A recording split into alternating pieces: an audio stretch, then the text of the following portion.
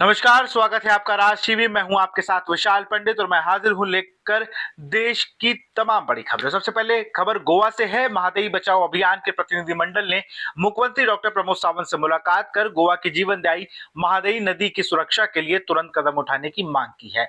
प्रतिनिधिमंडल ने पुलिस सुरक्षा के साथ काकुम्बी और बंदूरा का दौरा करने, सुप्रीम कोर्ट में महादेवी मामले की त्वरित सुनवाई और डाइवर्जन प्रोजेक्ट का एरियल सर्वे करने की मांग की है।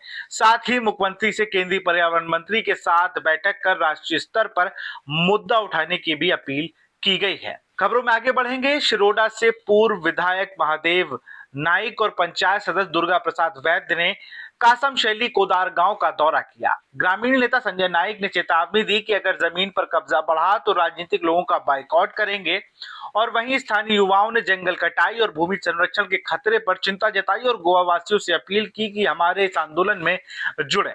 और अब बात करेंगे रोड सेफ्टी वीक का आयोजन। गोवा में रोड सेफ्टी वीक का आयोजन हो रहा है। कुपेर तालुका में डिप्टी डायरेक्टर राजेश शेट्टे ने मीडिया से कहा कि सड़क दुर्घटनाएं कम हुई हैं। उन्होंने जनता से अपील की कि शराब पीकर गाड़ी ना चलाएं, हेलमेट और सीट बेल्ट पहने रहें, मोबाइल का इस्तेमाल ना करें और गति सीमा का पालन करें। स्कूल, कॉलेज और सरकारी कार्यालयों में स्ट्रीट प्ले और जागरूकता अभियान चलाया गया है। खबरों में आगे बढ़ेंगे। मोपा में हाथी की हलचल।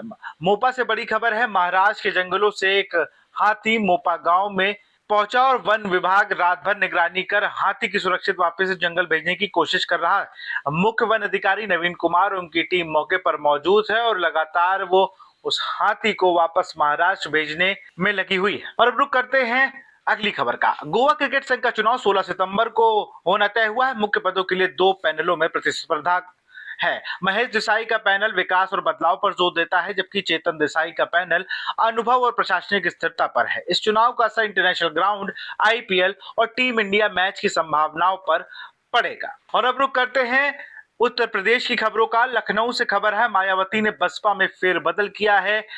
अपने समधी अशोक सिद्धार्थ को 4 राज्यों का चार्ज दिया। आपको बता दें कि अशोक सिद्धार्थ पिछले दिनों पार्टी से निष्कासित किए गए थे, लेकिन उन्होंने दमदार वापसी की है।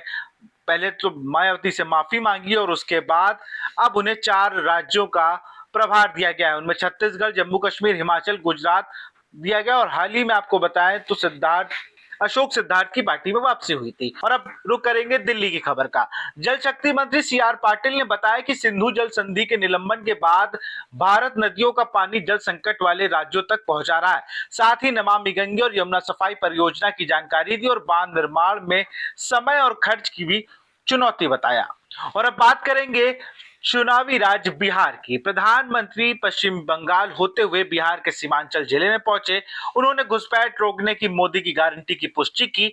पीएम ने पूरे देश और विपक्ष को संदेश दिया कि अब सीमाओं पर नियंत्रण मजबूत होगा। अगली खबर पर बढ़ेंगे। सुप्रीम कोर्ट ने वक्फ संशोधन कानून के कुछ प्रावधानों पर अंतरिम रोक लगाई है, जिस पर एआईएमआईएम प्रमुख असदुद्दीन ओवैसी ने सवाल उठाया है कि क्यों सिर्फ मुसलमानों के लिए धर्म पालन करने की शर्त है। सरकार पर आरोप लगाया कि वक्त में गैर मुसलमानों को नियुक्त करने की कोशिश लगातार की जा रही है। मैं उसका विरोध करता हूं। और अब बात करेंगे बिहार एसआईआर प्रक्रिया की वैधता पर अंतिम दलीलों सुनने की तारीख तय कर दी गई है। 7 अक्टूबर को सुप्रीम कोर्ट ने कहा कि अगर कोई अवैधता मिले तो पूरी प्रक्रिया रद्द होगी या निर्णय पूरे भारत के लिए लागू होगा।